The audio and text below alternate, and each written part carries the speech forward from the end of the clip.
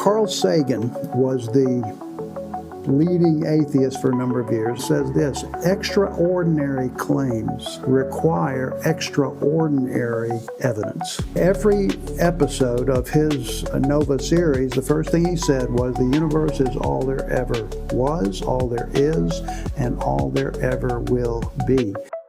Let me give you a couple of atheistic claims that I think are extraordinary. Number one, the universe was caused by nothing. Number two, life came from non-living matter. Listen, if that's not an extraordinary claim, I don't know what is. So I need some really extraordinary evidence for that, and I'm not getting any.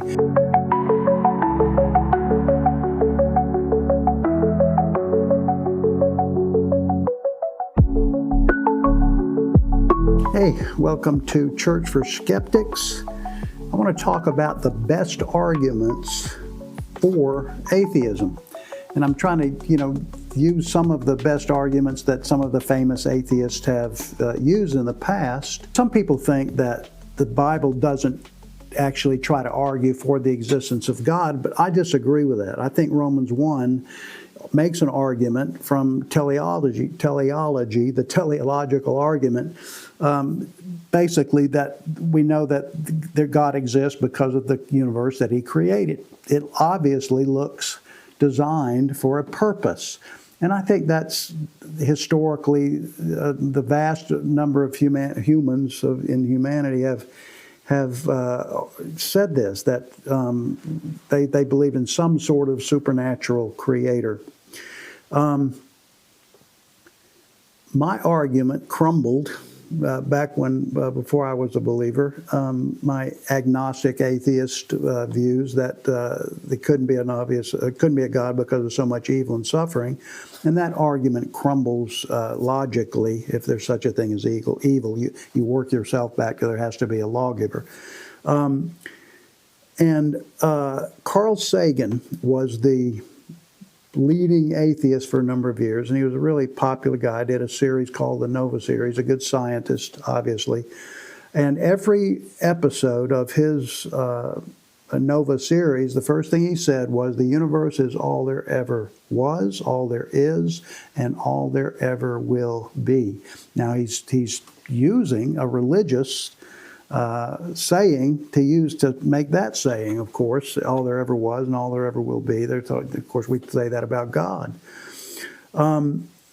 He also said something else that I think makes me have pause, and that pause would be when he says this: extraordinary claims require extraordinary evidence.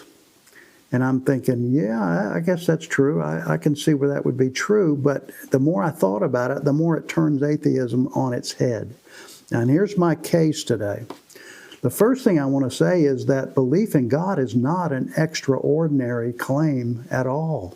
It's the simplest. It's the most prevalent. It's historically, of course, we might want to fudge about which God that we're talking about here. But the idea of a supernatural beginning to a natural universe, the new nature can't create itself. And so I don't think it's an extraordinary claim at all to believe in God. However, the claims of atheism, if they require extraordinary evidence, I think they are severely lacking in the evidence. Let me give you a couple of atheistic claims that I think are extraordinary. Number one, the universe was caused by nothing. You only have two ways to go here, because nobody believes now that the universe is eternal. We know it had a beginning, and so you only have two options here. The universe was either came from nothing. Before the universe was, what was there? Well, physically nothing. And so, if the universe came from nothing, or the universe came from God. Now, which one's the extraordinary claim? Which one requires extraordinary evidence? It seems obvious that it's nothing. Let me say it this way. You say, well, I don't believe God exists. I'll tell you what I'm 100% sure that doesn't exist, and that's nothing.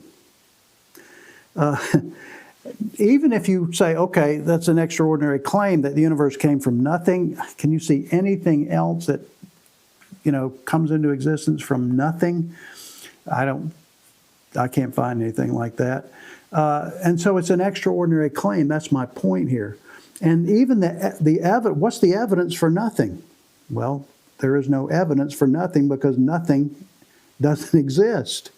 You need extraordinary, it would have to be out of sight or extraordinary evidence to think that the universe came from nothing. And yet that is the claim of atheism here. Number two,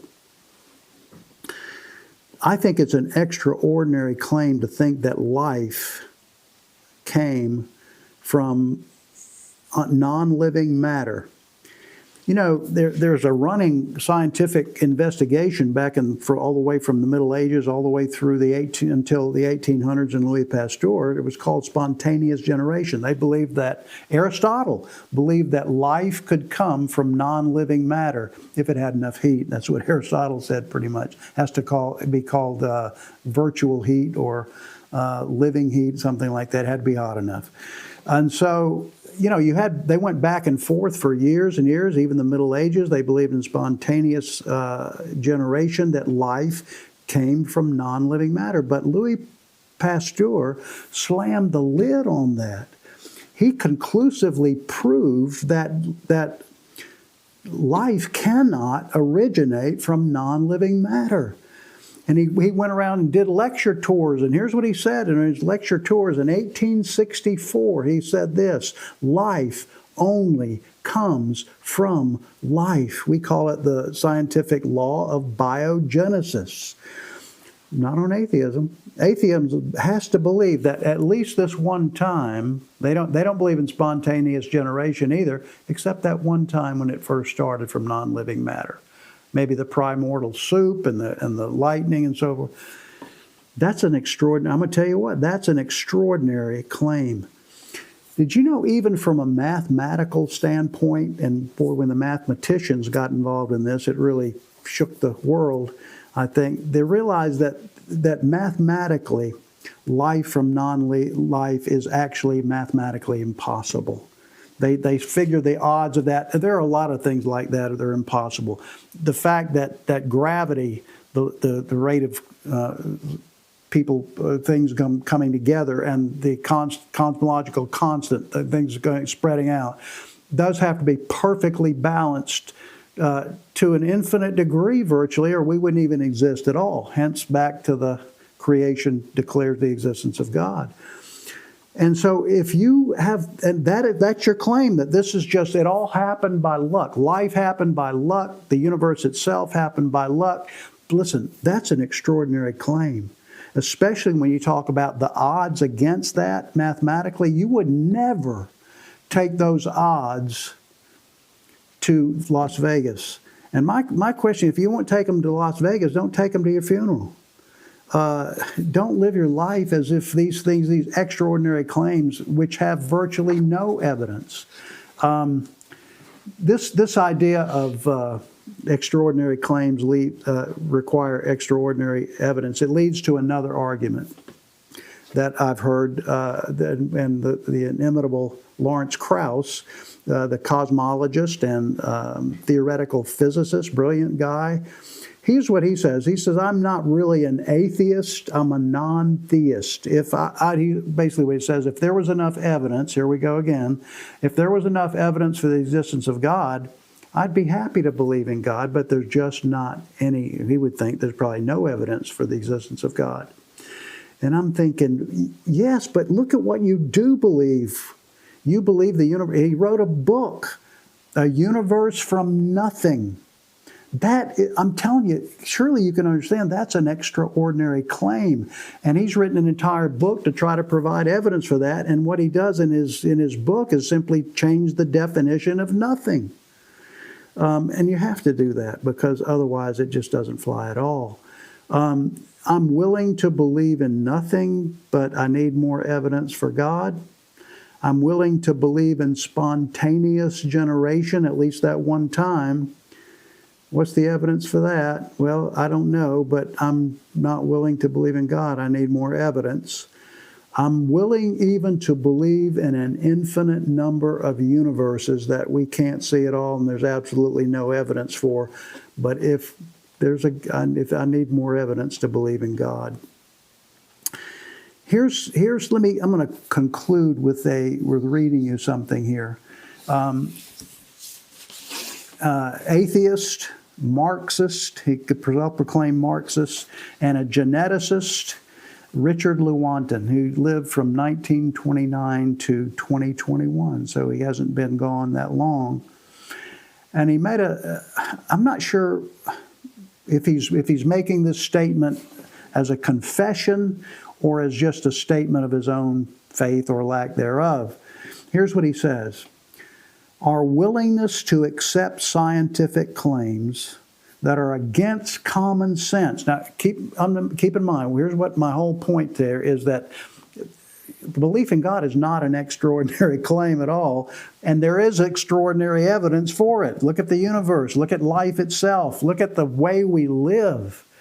Do you realize another claim that atheists have to admit or claim if they are atheists and all is matter, that everything about our human condition is just an illusion? You're not really conscious. You really have no free will at all. Really? And that's what they believe. Now, what's the that's an extraordinary claim, that I'm not conscious. I don't have free will. I can't make decisions on my own. It's all dancing to my DNA, according to Richard Dawkins. Listen, if that's not an extraordinary claim, I don't know what is. So I need some really extraordinary evidence for that, and I'm not getting any. My point is, here's what Richard Lewontin is saying. Our willingness, he says, as a scientist, as an atheist, materialist, naturalist, scientist, he says our willingness to accept scientific claims that are against common sense is the key to an understanding of the real struggle between science and the supernatural. And I'm going to say that's a false dichotomy. There is no contention between science. You know what science means? The literal meaning of it, it just means knowledge. And the supernatural. Well, here's an extraordinary claim. The natural universe must have caused itself. But nothing can cause itself. It would have to exist before it existed. The very fact that nature had a beginning demands a supernatural reality to begin it. So anyway, let's keep reading here what Richard Lewontin says. Here's what he says. We take the side of science in spite of the patent absurdity of some of its constructs, like nothing, like spontaneous generation. And they would never use that word, but that's what they're believing. If life came from non-life, non-living matter, chemicals and soup, in spite of its failure to fulfill many of its extravagant, extraordinary promises of health and life, in spite of the tolerance of the scientific community for unsubstantiated, that means no evidence, just so stories, because we have a prior commitment, a commitment to materialism. Well, he's being honest here. I'm not sure if he's making a confession or a statement of his own faith, but it goes hand in glove for what we're talking about today. Extraordinary claims do need extraordinary evidence. It says, here's what he says to continue. It's not that the methods and institutions of science somehow compel us to accept a material explanation of the phenomenal world, but on the contrary, that we are forced by our a priori adherence to material causes to create an apparatus of investigation and a set of concepts that produce material explanations, no matter how counterintuitive, no matter how mystifying to the uninitiated. And here it is. Moreover, that materialism is absolute, for we cannot allow a divine foot in the door. So here's my conclusion with all this. In the absence of extraordinary evidence, I'm going with common sense. He said this is against, that so many of these claims are against common sense. I'm going to go with common sense because there is no extraordinary evidence to the contrary. Even and especially if that common sense leads me to God. I hope you'll consider these things. Thanks for watching.